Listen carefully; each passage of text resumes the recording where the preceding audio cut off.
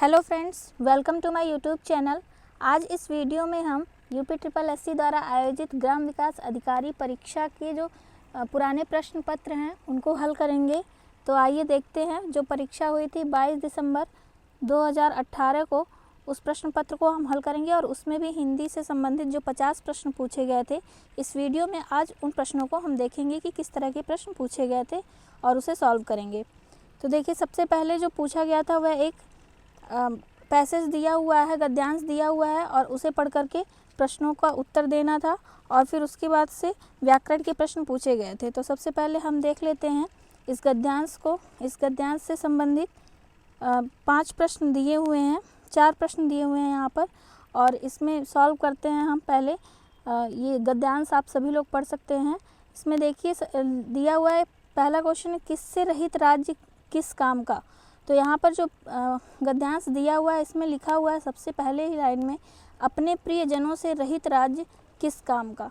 तो इसका सही उत्तर क्या हो जाएगा? सी, जिसमें लिखा हुआ है प्रियजनों से रहित राज्य किस काम का।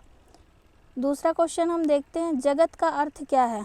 तो यहाँ पर जगत का अर्थ संसार है। नेक्स्ट है, निष्फल का आशय क्या है। निष्फल का अर्थ होता है व्यर्थ। अगला प्रश्न है, सुख के खेतों को हरा भरा और प्रफुल्लित करने का अर्थ क्या है। तो यहाँ हम ऑप्शन में देखेंगे, जीवन को सुखमय बनाना, जीवन को दुखमय बनाना, यह तो बिल्कुल गलत है। खेतों की सिंचाई करना, इसका भी आशय यहाँ पर इस खेतों की सिंचाई करने से नहीं है, जीवन को संकट में डालना, ये भी गलत है। तो सुख के खेतों को हरा भरा और प्रफुल्लित करने का अर्थ है जीवन को सुखमय बनाना। नेक्स्ट क्वेश्चन है, यह ग्रामर का क्वेश्चन दिया गया है, हिंदी ग्रामर का। इसमें पूछा गया है, निम्न में से दीर्घ स्वर कौन कौन से हैं। तो यहाँ हम देखेंगे कि दीर्घ स्वर, इसके लिए 4 ऑप्शन दिए गए हैं। इसमें से यह ई है, ये ह्रस्व स्वर है और यह ई जो है ये दीर्घ स्वर है। यहाँ पर ए और ए ये दोनों संयुक्त स्वर में आते हैं और ई जो है ये दीर्घ स्वर है, यह ई और ई से मिलके बना होता है। अगला प्रश्न हम देखेंगे, निम्न में से अंतस्थ व्यंजन कौन सा है। अंतस्थ व्यंजन आप सभी को पता है कौन कौन सा होता है, य, र, ल, व। तो यहाँ इसका सही उत्तर क्या हो जाएगा? व। आगे हम देखेंगे, निम्न में से अल्प प्राण व्यंजन कौन सा है। अल्प प्राण व्यंजन, दोस्तों अल्प प्राण व्यंजन वह व्यंजन होता है जिनके उच्चारण में बहुत ही कम वायु निकलती है, तो उसे अल्प प्राण व्यंजन कहते हैं। यह पहला प्रत्येक वर्ग का पहला वर्ड होता है और तीसरा होता है और 5वां वर्ड होता है। तो यहाँ पर ग जो है ये तीसरा वर्ड है क वर्ग का, तो यहाँ पर इसका सही उत्तर होगा अल्प प्राण व्यंजन ग है। अगला प्रश्न है, निम्न में से घोष वर्ड कौन सा है।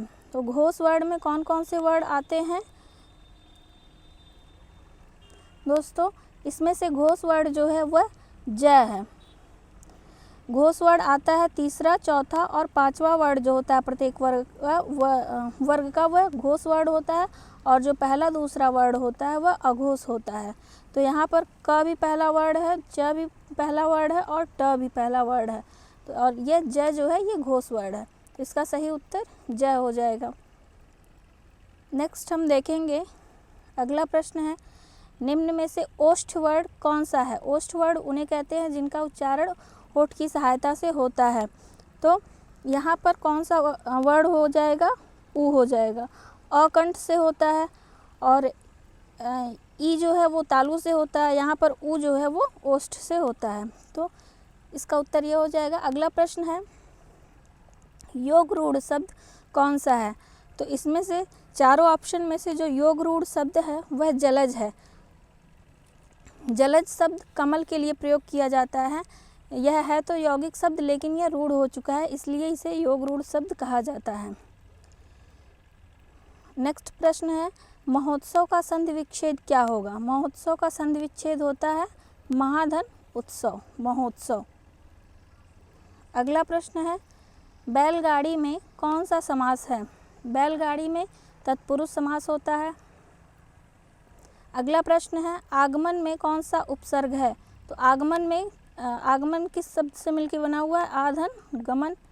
तो यहाँ पर हम उपसर्ग कहेंगे, आगमन में आप उपसर्ग लगा हुआ है। रसोइया में प्रत्यय पूछा है। प्रत्यय क्या होते हैं? प्रत्यय वो होते हैं जो किसी भी शब्द के पीछे लगते हैं और अर्थ बदलते हैं। तो रसोइया में क्या है? या प्रत्यय लगा हुआ है। अगला प्रश्न हम देखेंगे, निम्न में से कौन सा शब्द तत्सम है?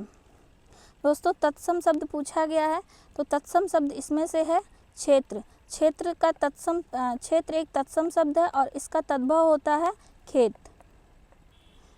और बाकी अन्य जो ऑप्शन दिए गए हैं वो सभी तद्भव हैं। अगला प्रश्न है, निम्न में से कौन सा शब्द तद्भव है? यहाँ पर तत्सम ना पूछ के तद्भव पूछा है, तो तद्भव शब्द है जीभ। जीभ का तत्सम क्या होता है? जिह्वा।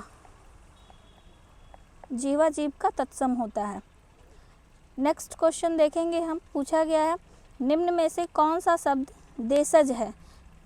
तो देशज इसमें से गोबर, घोड़ा, हल्दी, कटोरा, इन ऑप्शंस में से देशज शब्द है कटोरा। अगला प्रश्न है, निम्न में से कौन सा शब्द विदेशी है? अर्थात जिसकी उत्पत्ति विदेशी भाषा से हुई है, वह कौन सा शब्द है? तो यहाँ पर टिकट ऑप्शन जो है ये सही ऑप्शन है, ये एक विदेशी शब्द है। अगला प्रश्न है, निम्न में से संज्ञा शब्द कौन सा है? यहाँ पर संज्ञा शब्द है, ऑप्शन में दिया हुआ है हरा, पतला, सभा और गहरा। तो इसमें से संज्ञा है सभा। सभा कैसी संज्ञा है? समूहवाचक संज्ञा है। 20वां प्रश्न है, सर्वनाम शब्द कौन सा है? नीचे ऑप्शंस जो दिए गए हैं, नींद, रोग, सफाई या कौन। तो यहाँ पर कौन शब्द जो है ये सर्वनाम है, और ये कौन सा सर्वनाम है? प्रश्नवाचक सर्वनाम है। अगला प्रश्न हम देखेंगे, निम्न में से विशेषण शब्द कौन सा है? इसमें से इन ऑप्शंस में से विशेषण शब्द कौन सा है? ऑप्शन दिए गए हैं, लड़कपन, उचित, कठोरता, घबराहट। इसमें से सही आंसर क्या है? उचित है। उचित विशेषण शब्द है। अगला प्रश्न है, निम्न में से प्रेरणार्थक क्रिया कौन सी है? प्रेरणार्थक क्रिया वह होती है जिसमें स्वयं कार्य ना करके अन्य को कार्य करने के लिए प्रेरित किया जाता है। तो यहाँ पर ऑप्शन है उठना, चमकना, गिराना या देना। तो यहाँ इसका सही उत्तर है गिराना। गिराना एक प्रेरणार्थक क्रिया है। अगला प्रश्न है, निम्न में से अव्यय शब्द कौन सा है? तो अव्यय शब्द अविकारी शब्द होते हैं, इनका परिवर्तन नहीं होता है। तो यहाँ पर अव्यय शब्द कौन सा है? ठीक। चारों ऑप्शंस में से बी ऑप्शन सही है। नेक्स्ट है, पक्षी का पर्यायवाची शब्द पूछा गया है। पक्षी का पर्यायवाची शब्द कौन सा है? तो यहाँ आप देखेंगे भूधर, मीन, वृंद, विहग। तो पक्षी का पर्यायवाची क्या होता है? विहग। जटिल का विलोम क्या होगा? जटिल का विलोम आप सभी को पता है, सरल होता है। फिर उसके बाद एक शब्द के बारे में पूछा गया है, जो देने योग्य हो उसे क्या कहते हैं? जो देने योग्य है उसके लिए एक शब्द का प्रयोग करना है हमें। तो देने योग्य के लिए एक शब्द जो होता है वो होता है दे। अगला प्रश्न हम देखेंगे, दिन और दीन, ये जो शब्द युग्म है इसका सही अर्थ क्या है? तो दिन का अर्थ दिवस होता है और दीन का अर्थ होता है गरीब। तो चारों ऑप्शंस में से ए ऑप्शन सही है। बी ऑप्शन में भी वही दिया है लेकिन उल्टा कर दिया है, दिन की जगह दीन का अर्थ दे दिया है और दीन की जगह दिन का अर्थ दे दिया। तो इसका सही ऑप्शन ए होगा। अगला प्रश्न है, निम्न में से कौन सा शब्द अनेकार्थक है जिसके एक से अधिक अर्थ हैं? साहस, पुस्तक, अंबर या बालक। तो यहाँ इसका सही उत्तर होगा अंबर। अंबर के एक से अधिक अर्थ होते हैं। आकाश भी होता है अंबर का अर्थ, और वस्त्र भी होता है अंबर का अर्थ। नेक्स्ट प्रश्न हम देखेंगे, निम्न में से वर्तनी की दृष्टि से शुद्ध शब्द कौन सा है? वर्तनी की दृष्टि से शुद्ध शब्द छांटना है। पूज्य गलत शब्द है। परीक्षण भी गलत शब्द है, इसमें मात्रा का गलती है। प्राण भी गलत शब्द है, इसमें सही शब्द है परीक्षा। अगला प्रश्न है, निम्न में से वर्तनी की दृष्टि से अशुद्ध शब्द कौन सा है? उसे छांटना है।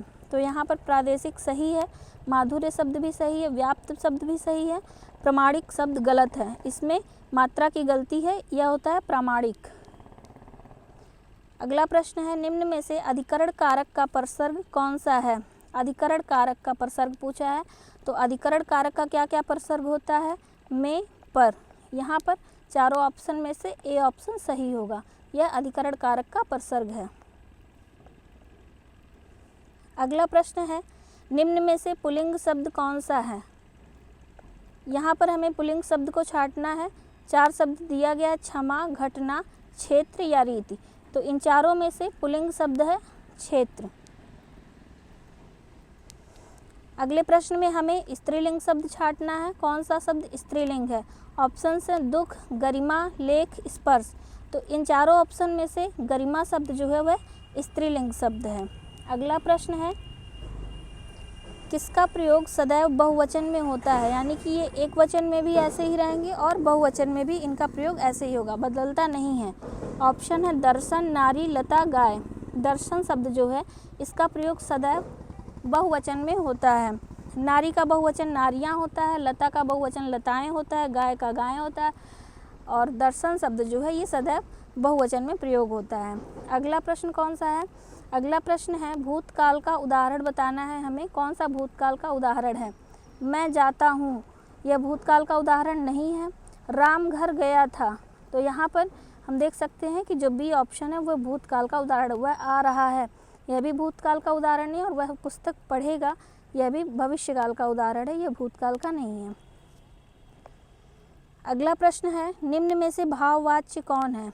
भाववाच्य जो इसमें वाक्य दिया हुआ है वह है मोहन से बैठा नहीं जाता। यहाँ पर भाव की प्रधानता दिखाई गई है, तो इसलिए इस चारों ऑप्शन में से जो भाववाच्य होगा वह होगा मोहन से बैठा नहीं जाता। अगला प्रश्न है, निम्न में से कौन सा वाक्य मिश्र वाक्य है? मिश्र वाक्य हमें इन ऑप्शंस में से छांटना है। तो ऑप्शन में दिया गया है विद्वान सब जगह पूजा जाता है, यह मिश्र वाक्य नहीं है। अच्छा लड़का माता पिता की आज्ञा मानता है, यह भी मिश्र वाक्य नहीं। मिश्र वाक्य वह वाक्य होता है जिसमें एक मुख्य वाक्य होता है और एक उस पर आश्रित उपवाक्य होता है। इसका सी ऑप्शन है, वह पुस्तक राम की थी, यह भी मिश्र वाक्य नहीं है। जब सवेरा हुआ तब हम लोग बाहर गए, यह मिश्र वाक्य का उदाहरण है, तो इसका ऑप्शन डी हो जाएगा। अगला प्रश्न है, मैंने विद्यालय जाना है। इस वाक्य में अशुद्ध अंश जो है उसे छांटना है। तो यहाँ पर हमें दिख रहा है कि मैंने विद्यालय जाना है, यह जो मैंने शब्द है यह इस वाक्य को गलत बना रहा है, तो यहाँ पर अशुद्ध अंश हो जाएगा मैंने। अगला प्रश्न है, प्रश्न चिन्ह कौन सा है? इसमें प्रश्न चिन्ह का हमें बताना है कि प्रश्न चिन्ह के लिए कौन सा जो संकेत है वह यूज किया जाता है। तो प्रश्न चिन्ह का यह संकेत है, ऑप्शन बी इसका सही उत्तर है। आसमान फट जाना, यहाँ पर मुहावरे से प्रश्न पूछा गया है। आसमान फट जाना, आसमान फट जाना का मतलब होता है अचानक आफत आ पड़ना, तो ऑप्शन डी इसका सही उत्तर हो जाएगा। स्वावलंबी होने के लिए सही मुहावरा क्या है? अगला प्रश्न है, तो स्वावलंबी होने के लिए जो मुहावरा प्रयोग होता है वह होता है पैरों पर खड़ा होना, तो इसका आंसर है ऑप्शन सी। नेक्स्ट क्वेश्चन हम देखेंगे, यह भी मुहावरा और लोकोक्ति से ही पूछा गया है। इसमें बोए पेड़ बबूल के आम कहाँ से हो, यह काफ़ी मशहूर लोकोक्ति है। तो इसका अर्थ क्या होता है, यह सभी को पता होगा कि जैसा कर्म करोगे वैसा फल मिलेगा। बोए पेड़ बबूल के आम कहाँ से हो। अगला प्रश्न है, लाभ ही लाभ अर्थ के लिए सही लोकोक्ति कौन सा है? तो लाभ ही लाभ के लिए सही लोकोक्ति जो होता है वह होता है पांचों उंगलियां घी में। अगला प्रश्न है, मूल पाठ का व्याख्या के साथ अनुवाद क्या कहलाता है? यहाँ पर मूल पाठ का अनुवाद किया जा रहा है और व्याख्या के साथ, तो उसे क्या कहते हैं? व्याख्यानुवाद कहते हैं। तो चारों ऑप्शंस में से ऑप्शन डी सही होगा, व्याख्या अनुवाद। नेक्स्ट प्रश्न है, ब्रज हिंदी की किस उपभाषा के अंतर्गत आता है? दोस्तों आप सभी को पता है हिंदी की कौन कौन सी उपभाषा है। पश्चिमी हिंदी, पूर्वी हिंदी, पहाड़ी हिंदी, राजस्थानी हिंदी और बिहारी हिंदी। तो इन चारों ऑप्शंस में से जो ब्रज भाषा है वह पश्चिमी हिंदी में आता है। अगला प्रश्न है, अमेंडमेंट्स के लिए सटीक हिंदी अनुवाद क्या है। यहाँ पर इंग्लिश शब्द दिया हुआ है और उसके लिए सटीक हिंदी अनुवाद पूछा गया। तो अमेंडमेंट शब्द के लिए जो हिंदी अनुवाद शब्द होता है वह होता है संशोधन। तो यहाँ पर ऑप्शन भी सही है, संशोधन। नेक्स्ट प्रश्न है, सूरसागर के रचयिता कौन है। सूरसागर के रचयिता सूरदास हैं। तो चारों ऑप्शन में से ऑप्शन डी सही है, सूरदास। अगला प्रश्न है, निम्न में से रीतिकाल का कवि कौन है। जयशंकर प्रसाद, सूर्यकांत त्रिपाठी निराला, बिहारी या सुमित्रानंद पंत। तो यहाँ पर हम देखेंगे जो ऑप्शन सी है बिहारी, ये जो है रीतिकाल के कवि हैं और इनकी रचना है बिहारी सतसई। बाकी ये जो अन्य तीनों कवि हैं ये छायावाद काल के कवि हैं। अगला प्रश्न हम देखेंगे, उसने कहा था, इस कहानी के लेखक कौन है। उसने कहा था कहानी के लेखक चंद्रधर शर्मा गुलेरी हैं। तो इसका ऑप्शन बी सही ऑप्शन होगा। सबसे लास्ट प्रश्न है, उर्वशी किसका काव्य है। उर्वशी किसका काव्य है। आप सभी को पता है कि यह रामधारी सिंह दिनकर जी का काव्य है और यह बहुत ही फेमस है। उर्वशी रामधारी सिंह जी जो उन्होंने ये अपना काव्य संग्रह लिखा था, यह बहुत ही फेमस था। तो इस तरह से हमने देखा कि जो पुराना प्रश्न पत्र था उसमें से ये 50 प्रश्न हिंदी के पूछे गए। तो फ्रेंड्स, आज की वीडियो में सिर्फ इतना ही। थैंक्स।